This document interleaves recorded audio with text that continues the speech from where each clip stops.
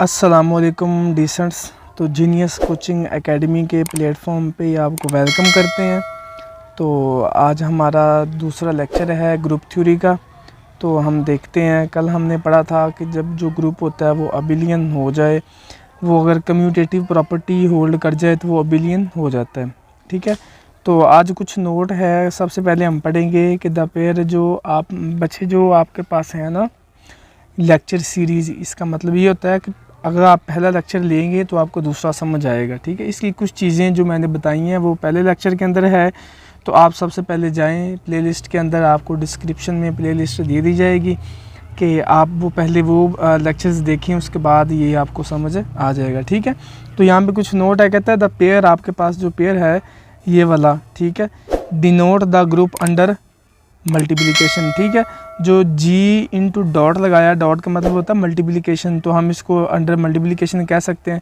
फिर कहता है दिस पेयर, ये जो जी है ग्रुप है, ये वो डिनोट कर रहा है किसको, अंडर एडिशन ग्रुप आपको कर रहा है। ठीक है, इसके बाद कहता है if there is not given the binary operation. अगर वो कहता है कि आपको कोई भी बाइनरी ऑपरेशन गिवन नहीं है तो फिर कहता है कि क्या करना है, then it group will be under multiplication, तो फिर वो ग्रुप जो होगा वो अंडर मल्टीप्लिकेशन ग्रुप होगा।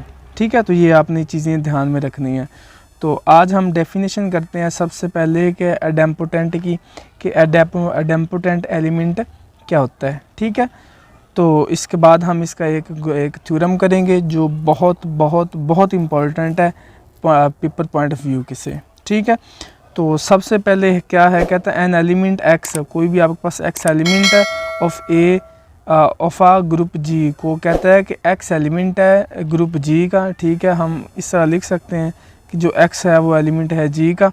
ठीक है, देन कहते हैं is called the idempotent if x square is equal to x. अगर कहता है कि एक्स की हम स्क्वायर ले लें तो दोबारा एक्स की इक्वल आ जाए, तो आपके पास वो कहता है कि जो एक्स है वो इज़ नोन एज एडेम्पोटेंट एलिमेंट, तो वो आपके पास एडेम्पोटेंट एलिमेंट होगा। कैसे कि जब एक्स का आप स्क्वायर लें तो वो दोबारा एक्स ही आ जाए, तो आपके पास जो वो एलिमेंट एक्स आपने लिया हुआ है तो वो क्या वो कहते हैं कि आपके पास एडेम्पोटेंट बन जाएगा।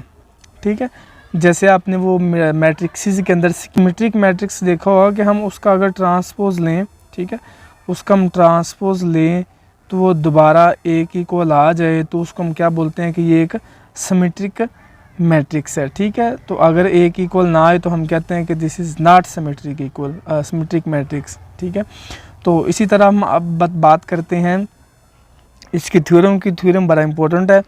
तो स्टेटमेंट क्या है, स्टेटमेंट के अंदर वो हमें कहता है कि the only idempotent element in a group is the identity element.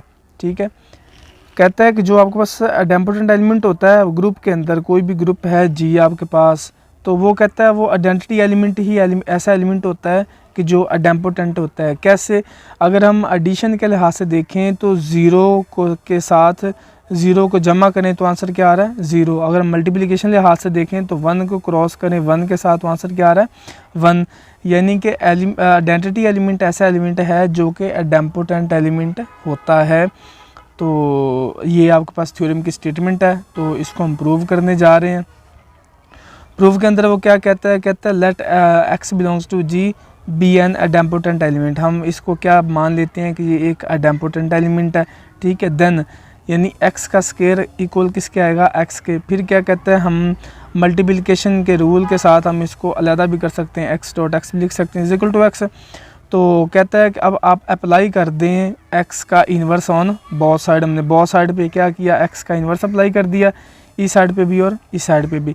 फिर जो इस साइड पे, तो हमें पता है कि जब एक्स का एक्स के साथ इन्वर्स लिया जाए तो वो आपके पास आइडेंटिटी एलिमेंट आता है। ठीक है, फिर यहाँ पे अगर हम बात करें तो ये आपके पास आइडेंटिटी एलिमेंट आ गया, इसको हमने ज्वाइन किया इन दोनों को। ठीक है, दोबारा इन दोनों के साथ हमने ब्रैकेट लगाई तो वो आपके पास क्या आ गया, आइडेंटिटी एलिमेंट आ गया। ठीक है, तो जब हमने इसी आइडेंटिटी एलिमेंट को इसके साथ क्रॉस किया तो आंसर आया आंसर आया वही एलिमेंट है। दोबारा जब आपके पास विद रिस्पेक्ट टू मल्टीप्लिकेशन है, मल्टीप्लिकेशन के लिहाज से हमने आइडेंटिटी को जब ज़रब दिया, ठीक है, तो अगर अंडर बाइनरी ऑपरेशन हो जाए तो ठीक है, ना हो तो हमने पीछे देखा था अगर हमें कोई भी फंक्शन डिफ़ाइन नहीं किया हुआ, कोई भी ऑपरेशन में डिफ़ाइन नहीं किया हुआ, तो हमने मल्टीप्लिकेशन का ले लेना है वो। तो ये देखें यहाँ पे हमने इसको इस सारी चीज़ को अच्छे से रीड किया हुआ है, ठीक है। तो इसके बाद देखें ज़रा कि हैंस प्रूव्ड हो, कहते हैं हैंस हो गया, हैंस प्रूव्ड हो गया, पर साबित हुआ कि the only identity element will be the idempotent element. तो वो कहता है कि आइडेंटिटी एलिमेंट ही एक ऐसा एलिमेंट है जो आपके पास एडेम्पोटेंट एलिमेंट है। तो यहाँ पे कुछ नोट लिखा हुआ है तो वो हम पढ़ते हैं। कहता है कि अगर x का इन्वर्स को पहले रखा जाए तो इसे प्री मल्टीप्लिकेशन कहते हैं, ठीक है। तो कहता है अगर x इन्वर्स को बाद में रखा जाए तो इसे पोस्ट मल्टीप्लिकेशन कहते हैं, ठीक है। तो ये आपने चीज़ें ध्यान में रखनी है कि अगर हम इसको पहले रखते हैं तो वो आपके पास क्या होता है, प्री मल्टीप्लिकेशन होती है, और अगर हम इसको बाद में रखते हैं तो इसको हम क्या बोलते हैं, पोस्ट मल्टीप्लिकेशन, ठीक है। तो नोट के अंदर वो हमें कहता है कि आपके पास it may be noted that the set of integers, the set of rational, the set of real and the set of complex form group under addition. कहता है कि जो आपके पास होते हैं ना, इंटीजर्स होते हैं, रैशनल्स होते हैं, रियल्स होते हैं, और नंबर ऑफ कॉम्प्लेक्स नंबर्स होते हैं, ये सारे के सारे अंडर एडिशन ग्रुप होते हैं, ठीक है। ये आपने याद रखना है, ठीक है। इसके बाद कहता है but G into zero plus, जो आपके पास इंटीजर पॉजिटिव है, is the smallest group under addition. तो कहता है कि जो आपके पास है ये वाला ग्रुप इंटीजर, जो पॉजिटिव इंटीजर्स होते हैं, ये सबसे छोटा ग्रुप है, ठीक है, अंडर एडिशन के लिहाज से।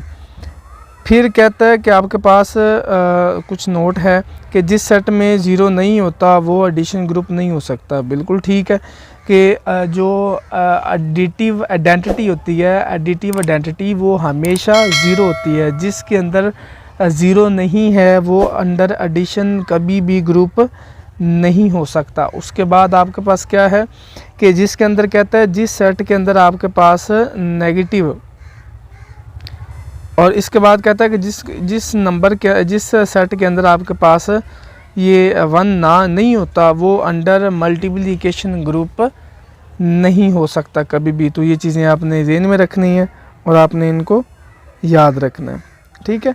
तो उम्मीद करता हूँ कि वीडियो आपको अच्छी लगी होगी। अच्छी लगी हो तो दोस्तों के साथ शेयर कीजिएगा और इस चैनल को ज़रूर सब्सक्राइब कीजिएगा।